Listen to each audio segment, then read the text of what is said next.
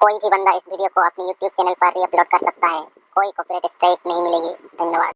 Anybody can re-upload this video on their YouTube channel. There will be no copyright strike. Thank you. दोस्तों नमस्कार, जोहार, सत श्री अकाल, welcome, welcome. दोस्तों आज हम लोग पढ़ेंगे, समझेंगे और देखेंगे। आपने दुनिया की प्राचीनतम लिपि के बारे में पढ़ी है, जिसमें अनेक भाषाओं का उद्भव हुआ है। आज हम लोग पढ़ेंगे दुनिया की और भारत की सबसे आधुनिकतम लिपि के बारे में। वो कौन सी लिपि है उसके बारे में हम आपको बताने जा रहे हैं। उस लिपि का नाम है भारत लिपि, या आप उसे यू लिपि या यूनिवर्सल लिपि कह सकते हैं। इस लिपि का इजाद किसने किया, इसको किसने बनाया, इन सभी चीज़ों के बारे में हम आपको बताएंगे। तो आपको देर न करते हुए मैं आपको बता देता हूँ कि इस लिपि को हमारे गुरु जी, जिन्हें आप हमारे बैकग्राउंड में कैलेंडर उस फोटो में देख सकते हैं, आदिवासी गुरु जी ने बनाया है।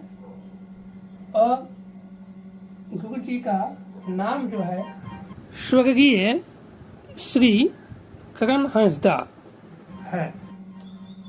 और गुरु जी ने अपने मेहनत और लगन के साथ इस लिपि को इजाद किया है, बनाया है, जिसे विश्व पटल पर लाने के लिए हम लोगों का प्रयास है। और इसमें आप सभी का योगदान की आवश्यकता है। तो चलिए शुरू करते हैं उस लिपि को पढ़ने, देखने और समझने का। दोस्तों अभी थोड़ी देर पहले मेरे दोस्त ने जिस यू लिपि के बारे में जिक्र किया था, उसका डिटेल्स जानने से पहले मैं श्री गुरु जी का श्री चरणों में अपना कोटि कोटि नमन करता हूँ। दोस्तों इसके बारे में, ये है यू लिपि, इसके बारे में हम जानने से पहले मैं कुछ थोड़ा सा हमारा मानव इतिहास के बारे में थोड़ा सा 2 लाइन बोलना चाहता हूँ। जब हजारों लाखों साल पहले जब इंसान सभ्यता शुरू हुई थी, तब इंसानों को भाषा का ज्ञान नहीं था। उसी टाइम वो अपना इशारे से अपना मन की बात को दर्शाते थे। तो धीरे धीरे इंसान जब भाषा का इजाद किया है, फिर उस भाषा को कैसे लिपिबद्ध किया जाएगा, फिर उसने धीरे धीरे वो छवि लिपि का पहले इजाद किया। वो किसी जानवरों का छवि बना के, इसी तरह अलग अलग छवि बना के अपना मन की भावनाओं को, दिल की बात को दूसरे व्यक्ति के समझाने के लिए वो इस्तेमाल करता था।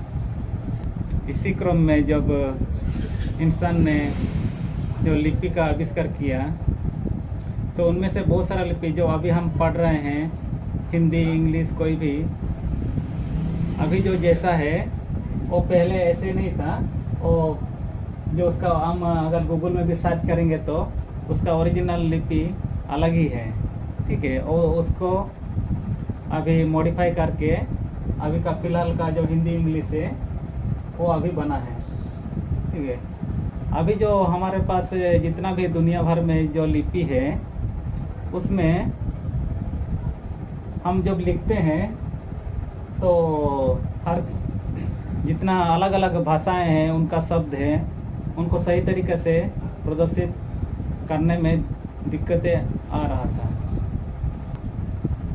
और अलग अलग भाषा में जो भी अलग अलग शब्द हैं, उनका उच्चारण में और सही से लिखना और दिक्कतें आ रहा था।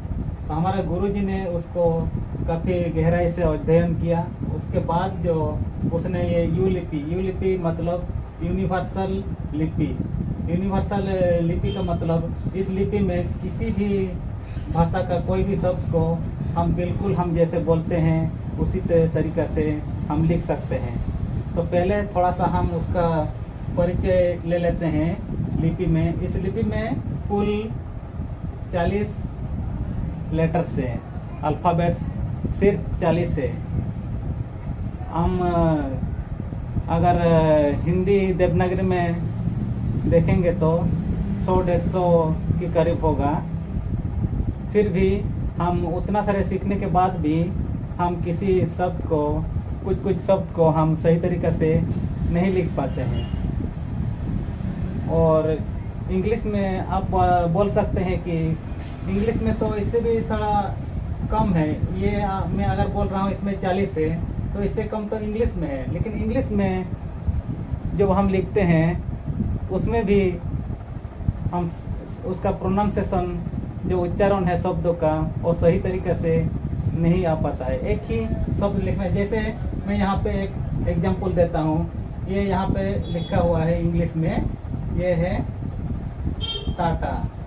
टाटा को हम उसको ताता भी बोल सकते हैं, इसका अलग अलग बोल सकते हैं। जैसे यहाँ ऊपर में लिखा हूँ फ्यूचर को हम उसको कोई फ्यूचर भी बोल सकता है। उसको अलग अलग तरीके से मतलब एक ही शब्द को अलग अलग हम जब लिखने के बाद उसको जब पढ़ेंगे तो उसका शब्द का उच्चारण अलग अलग हो जाता है।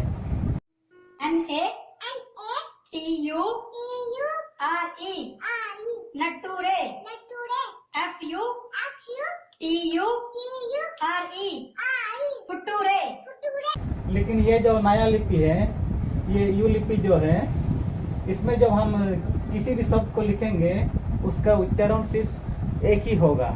जो भी लिखेंगे सिर्फ एक ही होगा, उसके अलावा और दूसरा उच्चारण नहीं आएगा।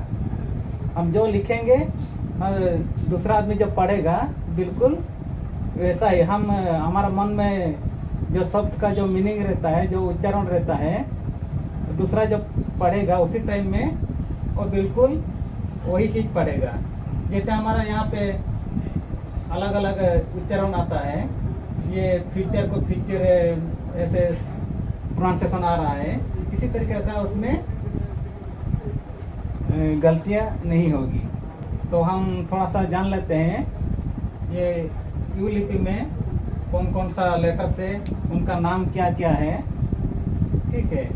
और सबसे बड़ी बात है, ये जो यू लिपि जो है ना, प्रभु राम और सीता जी का कृपा भी है। मैं इसको थोड़ा और वीडियो प्ले करके आपको दिखा रहा हूँ।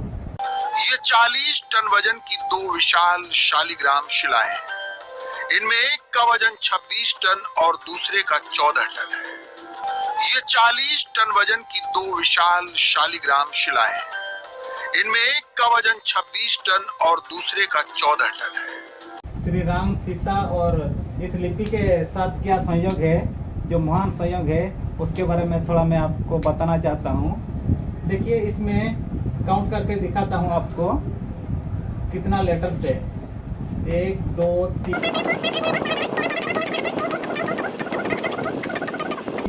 37 38 39 40। इसमें कुल 40 लेटर्स है, ठीक है। और मैं जो बोल रहा हूँ इसका संबंध श्री राम और सीता जी से है। अभी फिलहाल कुछ दिन पहले नेपाल से जो प्रभु श्री राम और सीता मैया की मूर्ति बनाने के लिए पत्थर लाया गया है, उन दोनों का वजन मिला के भी इतना ही है, सिर्फ 40 40।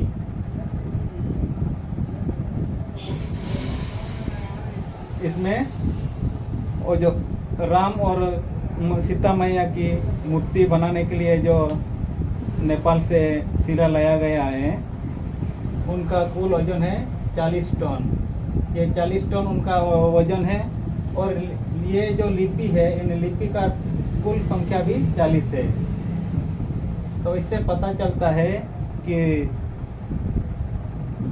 प्रभु राम जी और सीता मैया की इस लिपि पर उन दोनों का कृपा है।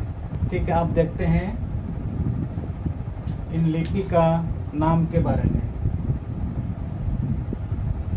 ये है ओ, ओत, ओक, ओम, ओल, ओय, आ, आक, आट, आम, आप, औ, ई, इस, इन, इट, इज, उ, उच, उत, उप, उज, उड़, ए, एट, एस, एर, एज, ओ, ओस, ओण, ओप, ओक। ये है जोड़ांग, गहीर, छिक्का, दिगर और ये झवर। ठीक है, इनमें जो स्टार मार्क है ये थोड़ा प्रोनाउंसिएशन जो संताली नहीं जानते हैं उनको थोड़ा दिक्कत होगा। ठीक है, लेकिन एक दो बार थोड़ा प्रैक्टिस करने से इसका प्रोनाउंसिएशन आ जाएगा। ठीक है,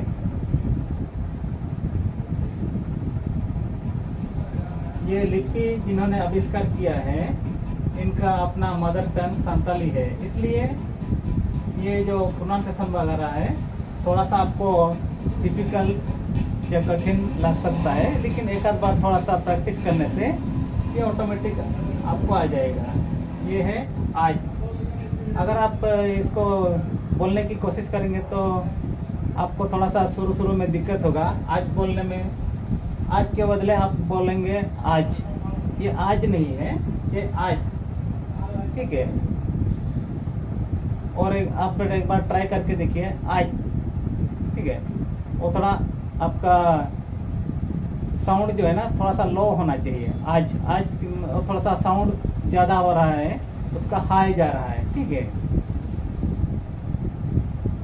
आप बोलेंगे आज, आज नहीं, आज थोड़ा जोर से आ रहा है, उसका थोड़ा हल्का कीजिए, हल्का कोशिश करिए आज। ठीक है, आज। और ये है आप। अगर आप पहली बार बोलेंगे तो आप अब ऐसा बोलेंगे, लेकिन थोड़ा कोशिश करेंगे आपको थोड़ा हल्का कीजिए आप। ठीक है, क्या बोलेंगे आप, अब नहीं आप। ठीक है, और ये है ओ, ओ। ठीक है, वैसे ये है ई, ई। ये जो यहाँ पे स्टार मार्क दिया हुआ है ये है इंच। आपको शुरू में थोड़ा दिक्कत होगा बोलने में, आप इसको बोलेंगे इंच, ये इंच नहीं है, इंच। ठीक है, ये जो 1 2 3 4 5, सिर्फ ये तो 5 में थोड़ा सा आपको बोलने में दिक्कत होगा और बाकी सब आसान है। ये इंच है, ये उठ, उठ। आप अगर बोलेंगे तो आप थोड़ा शुरू में आपको दिक्कत आएगा, आप बोलेंगे उठ, ये उठ नहीं है, उठ। ठीक है, कोशिश कीजिए एक बार, उठ। ठीक है, ऐसे ये है उठ, उठ। अब जो मेन चीज है ये 5 गोलो आड़ंग, सप्लीमेंट लेटर व सपोर्टिंग लेटर्स। ठीक है, ये जो 5 है यहाँ पे, ये जो 5 है 1 2 3 4 5, ये 5 है गोलो आड़ंग, जिसको हम बोलते हैं सप्लीमेंट। ठीक है, इनके बिना ये सब अधूरा है। ठीक है, तो सबसे ज़्यादा इम्पोर्टेंट चीज़ है इनको जानना, ये यूज कैसे होगा, इनका इस्तेमाल कैसे होगा। ठीक है, तो यहाँ पर देखिए ये है जोड़ांग। जोड़ांग का मतलब जोड़, जोड़ मतलब ये यहाँ पे इंग्लिश में लिखा है, जोड़ांग को हम डुएट बोल सकते हैं। ठीक है, ये डुएट, डुएट कहाँ पर लगेगा, डुएट मतलब दो। ठीक है, डुएल। ठीक है, डुएट मतलब दो। तो हमारे जो हम जो बोलते हैं माँ, माँ जो बोलते हैं तो हमारा बोलने के वक्त हमारा जो आवाज़ है ना वो दो भागों में बांट जाता है। एक हमारा मुंह के रास्ते और दूसरा नाक के रास्ते। तो दोनों मिलाकर ये माँ का शब्द आता है, इसलिए इसका नाम है जोड़ांग। जोड़ांग मतलब डुएट, ठीक है। इसका पोजीशन है, लिखने का पोजीशन यहाँ ऊपर में, ये आम है, आम और आ, ये यहाँ पर 1 2 3 4 5 6, ये 6 है भावेल्स। ये ओ है, यहाँ पे ओ का प्रयोग कैसे होगा, ये ओ ओत, ठीक है।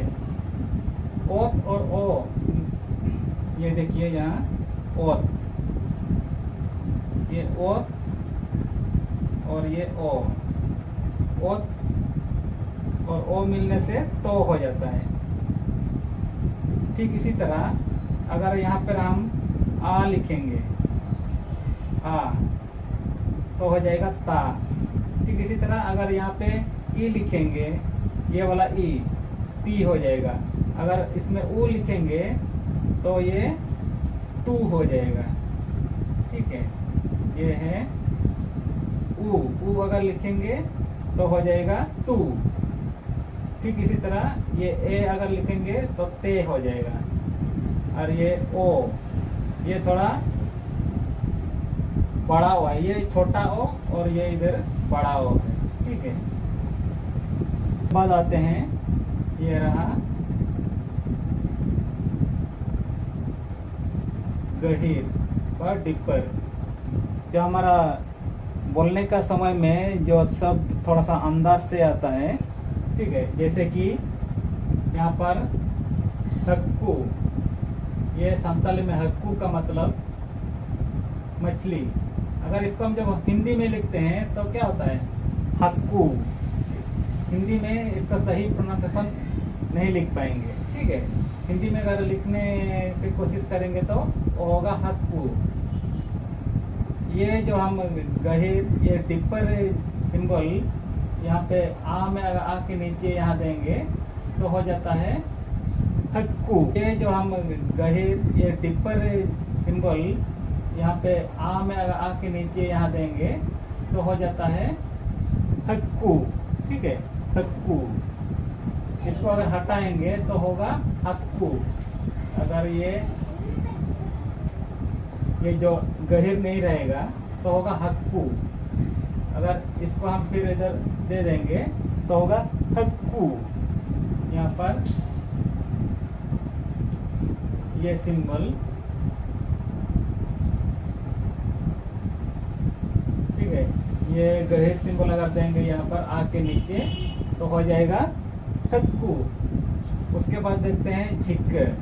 झिक्कर कहाँ पर लगेगा, जैसे कि हम यहाँ मैंने लिखा है, ये रहा कुंवारा, हिंदी में कुंवारा। अगर इसको जैसे हम लिखे हैं उसके हिसाब से अगर हम पढ़ेंगे तो होगा कुआरा, ठीक है, कुआरा। ये जो हुआ आ और ये आ, ये होगा आ, लेकिन यहाँ पर कुंवारा, ठीक है, ये कुंवारा। इसको अगर लिखेंगे, ये जो शब्द का जो लय है हम जो बोलने के टाइम में कुंवारा, ठीक है, कुंवारा।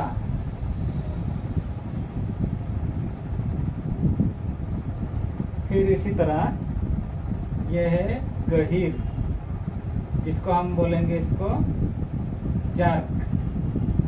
जार्क, जार्क मतलब ये इंग्लिश में जो जार्क का झटका जो लगता है ना, जार्क, ठीक है। इस तरह किसी शब्द में जैसे कि आ, ये दिग, ये दिग अगर हम यहाँ पर लगाएंगे तो होगा आ का मतलब धनुष, ठीक है। संताली में आ का मतलब, आ शब्द का मतलब है धनुष, ठीक है। ठीक इसी तरह और एक ये रहा झेव, इंग्लिश में इसको हम बोल सकते हैं फाइन सिंबल। ठीक है, फाइन सिंबल कहाँ लगेगा? देखिए यहाँ पर ये सब जो है ना, ये जितना भी गोलो अड़ांग व सप्लीमेंट है ये सिर्फ वावेल के साथ ही लगेगा। ठीक है, और ये जो गहिर है, गहिर सिंबल सिर्फ आ के साथ ही लगेगा, बाकी जो जितना वावेल से उनके साथ नहीं आएगा, ये सिर्फ आ के साथ ही लिखा जाएगा। ठीक है, और बाकी जो है ना 4 ठो और सभी वावेल्स के साथ हम लिख सकते हैं। ठीक है, ये जो लास्ट में झेवा है, झेवा का काम है किसी भी वावेल्स को उसका साउंड को थोड़ा सा स्लो कर देने का, उसका साउंड थोड़ा हल्का करने के लिए ये झेवा का इस्तेमाल है। जैसे कि यहाँ पे हम हिंदी में लिखते हैं लाओ। ठीक है, एक्चुअली में इसको अगर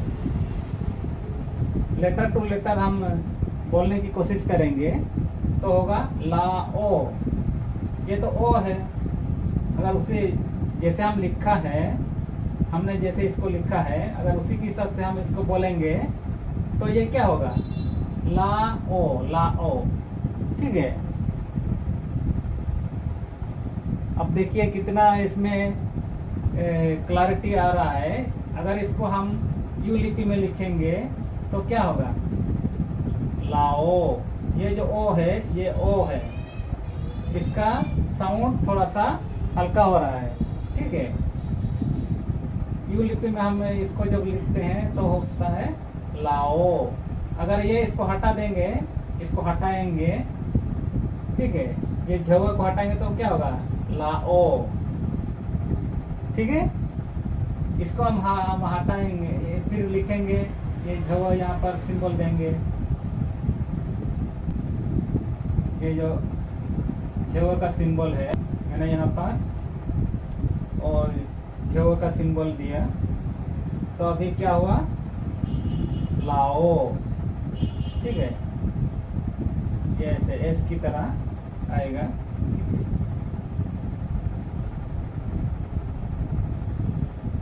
ऐसे लाओ। ठीक है, इसका प्रोनाउंसिएशन आएगा लाओ। अगर ये झवा नहीं रहेगा, अगर ये झवा नहीं रहेगा तो होगा लाओ। ठीक है, और एक आपको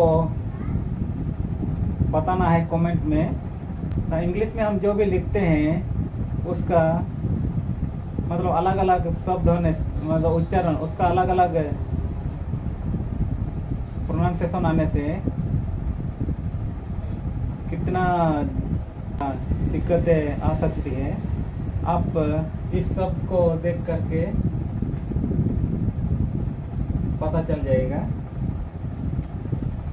ये यहाँ पे मैंने लिखा हूँ LAND। ठीक है, इसको आप कमेंट में बताना।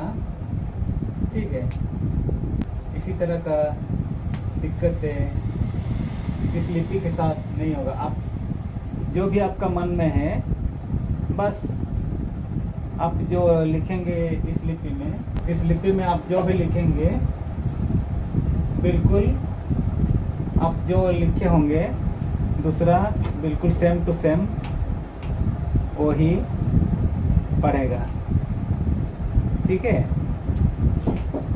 इसको हम पूरी दुनिया का नंबर 1 लिपि यानी स्क्रिप्ट भी बोल सकते हैं, क्योंकि इसके जैसा दुनिया में कोई भी लिपि नहीं है जिस लिपि के सहारे हम सबको इतनी बारीकी से लिख सकें।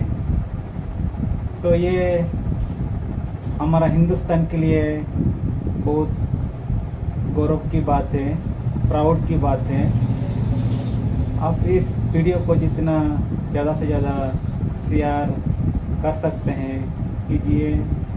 और आखिर में मैं इतना आपको बोलूँगा कि आप इस वीडियो को एक लाइक देकर श्री श्री महान आविष्कारक, इस लिपि का आविष्कार, उनको एक सच्ची श्रद्धांजलि देने का कृपा करें।